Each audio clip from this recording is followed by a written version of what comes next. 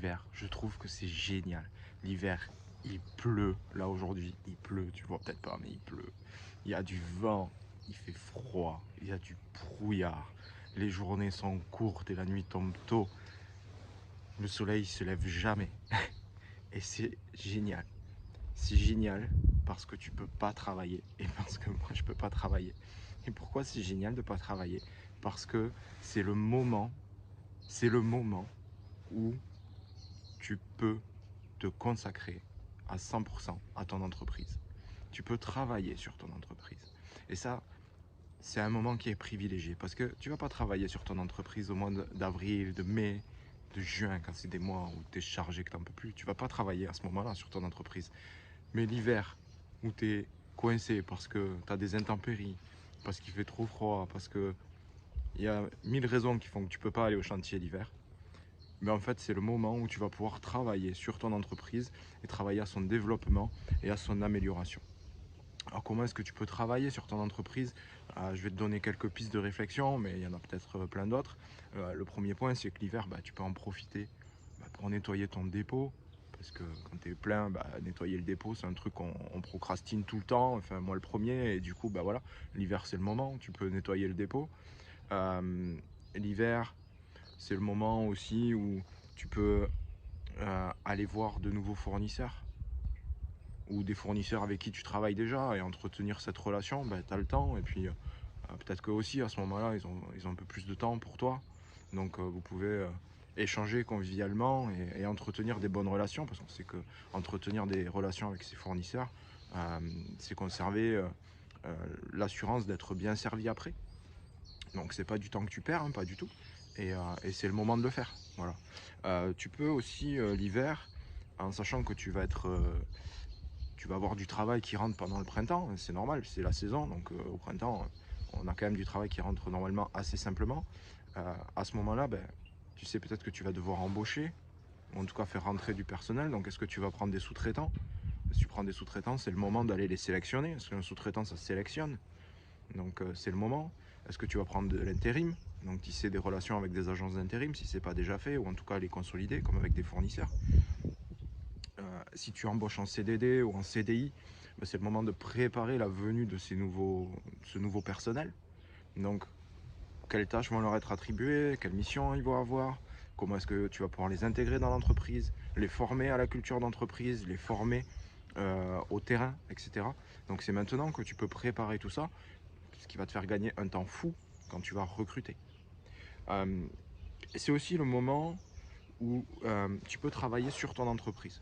Je dis ça parce que c'est le moment où on commence à avoir les premiers chiffres qui arrivent, des bilans, et en tout cas, même si notre bilan n'est pas finalisé, on a une vue qui commence à s'éclaircir. Voilà, si tu ne suivais pas tes chiffres au mois ou au trimestre, là, au moins tu as quelque chose sur l'année.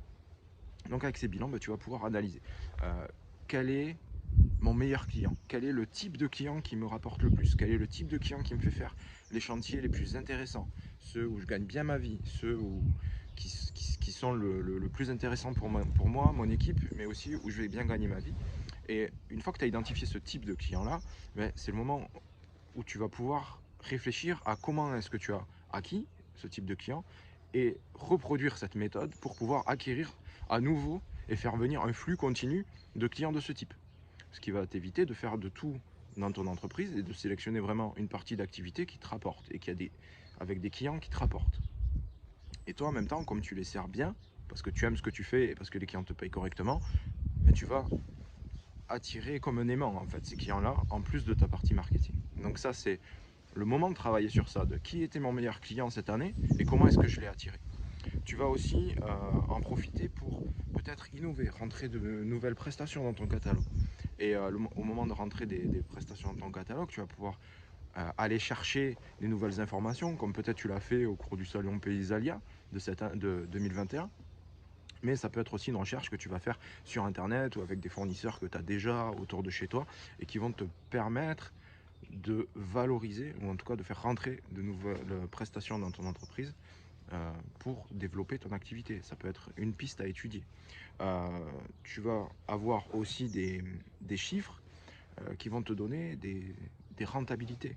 Donc, est-ce que ce serait pas maintenant le moment de faire une bonne analyse de tes chantiers en profondeur et de savoir si tel chantier est rentable, si tel chantier l'est moins, si tel type de prestation est rentable, si tel type de prestation est moins rentable, de manière à ce que tu puisses proposer, au même titre que tu vas chercher un client idéal, une prestation idéale pour ce client idéal.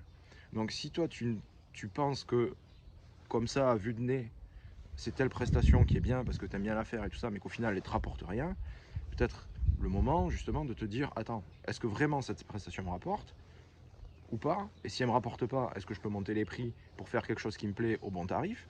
Ou est-ce que je l'enlève parce qu'après tout, ça me saoule et je veux changer de prestation et je veux, voilà, je veux pas faire un truc, même si ça me plaît, que ça ne me rapporte pas. Donc, travailler sur le type de prestation qui te plaît le plus et qui te rapporte le plus pour un client qui est prêt à te payer pour ça. C'est maintenant, avec ces chiffres que tu vas avoir pendant l'hiver, que tu vas pouvoir travailler dessus et que tu vas créer un plan de marketing pour attirer ce type de client-là. Si tu ne le fais pas l'hiver, c'est pas quand tu as la tête dans le guidon en plein printemps que tu vas le faire. C'est aussi le moment où tu peux te former. Alors ça peut être des formations techniques pour acquérir justement une nouvelle compétence, ou ça peut être des formations de gestion pour ton entreprise. Donc ça peut être du marketing, de la vente, de la production, comment est-ce qu'on peut optimiser le système de production, de la finance, etc. De manière à pouvoir améliorer ton entreprise. Ce qu'il faut savoir, c'est que imagine que tu profites de l'hiver pour faire simplement 2 petites formations de quelques heures ou de quelques jours. Au bout de 10 ans, tu as acquis 20 nouvelles compétences supplémentaires, que ce soit en technique ou en gestion. Ça veut dire que ton entreprise, en 10 ans, elle a fait un bond extraordinaire. Elle s'est multipliée 20 fois plus quoi, en compétences. Donc, c'est pour toi, c'est intéressant de réfléchir si aujourd'hui, il n'y a pas un programme de formation qui peut t'aider à aller de l'avant. Donc ça peut être avec moi, ça peut être avec notamment des organismes de formation autour de chez toi. Donc par exemple, j'ai une formation à la CCI la semaine prochaine qui va être super intéressante. Ça peut être avec l'UNEP, ça peut être avec voilà, plein de possibilités qui vont t'ouvrir le champ des possibles en fait pour que toi tu puisses aller de l'avant avec ton entreprise, ou en tout cas tester de nouvelles choses avec ton entreprise pour progresser. L'idée, ça va être de progresser. Et ça va être de ne pas reproduire chaque année les mêmes problèmes qui reviennent de manière récurrente année après année, année après année, année après année, avec un chiffre d'affaires qui se tient à peu près, avec une rentabilité qui est moyenne et où toi tu te payes à peu près, mais pas suffisamment, quoi. L'idée, c'est toujours d'aller de l'avant. Et n'oublie pas aussi que l'hiver, comme c'est une période qui est un peu plus creuse, en plus de te former, en plus de travailler sur ton entreprise, n'oublie pas que c'est un moment où tu peux penser à toi, où tu peux penser à souffler, décompresser, profiter de tes proches, de ta famille, de tes amis. Parce que pareil, c'est pas quand tu es dans le printemps et que tu fais 9-10 heures de travail par jour sur chantier que tu vas profiter bien comme il faut de ta famille, prendre des vacances, etc. Donc c'est peut-être le moment où tu vas aussi prendre quelques jours de break, de ne pas être tout le temps dans le rush et de souffler doucement et de profiter de toi. Et tu verras que c'est dans ces moments de repos, de détente, qu'on a les meilleures idées pour les entreprises, pour notre entreprise. C'est très contre-intuitif, mais c'est le moment où le cerveau se relâche en fait qu'il fonctionne le mieux. Donc profites-en aussi pour prendre le temps pour toi. C'est très très important. Je te remercie d'avoir suivi cette vidéo jusqu'au bout, j'espère qu'elle t'a plu. Si c'est le cas, n'hésite pas à t'abonner, liker et laisser un petit commentaire en dessous. Si tu as besoin que je t'accompagne sur le marketing, sur la vente, sur la gestion, la finance, sur un de ces 4 domaines, je t'invite à me faire un petit mail sur joel@paysapreneur.com et je me ferai un plaisir de répondre à toutes tes questions, ou on peut rester connecté sur Messenger ou Instagram. Je te remercie, je te dis à très très bientôt et profite bien de l'hiver, c'est une saison magnifique. À bientôt, ciao ciao.